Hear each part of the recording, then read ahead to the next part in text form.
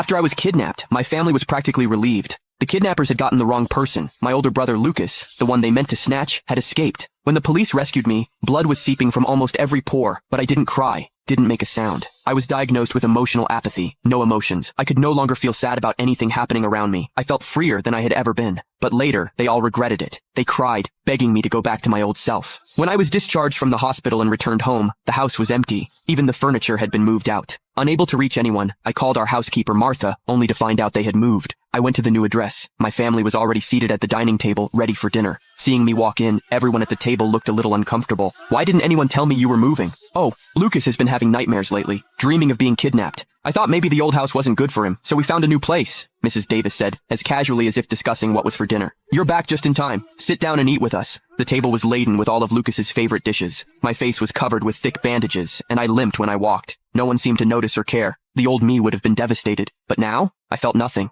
My emotions were gone. Seeing me calmly sit down, Lucas suddenly leaned over. I've been so scared these past few days, I didn't even dare to go out so I couldn't visit you. Mom and Dad were worried I'd get kidnapped too, so they stayed home with me. You don't blame me, do you? Before I could say a word, Mr. Davis quickly jumped in. Come on, Hyman, it's not that serious. You two are brothers. You should cut each other some slack. I didn't know how to react. I was the one who was kidnapped. Lucas laughed heartily. Heh. I just didn't want him to overthink it. Hyman has always been so independent, much braver than me. I really envy people with courage, he said, picking up a shrimp and placing it in my bowl. I silently put down my fork. I'm allergic to shrimp. No one at the table remembered. No one. My name is Hyman. My older brother's name is Lucas. No doubt about it, we're biological brothers. An old fortune teller once told my parents that I had a difficult fate and shouldn't be raised by them. So they sent me away to live with my distant grandparents in a remote town. All those years, they barely visited me. They only brought me back after my grandparents passed away.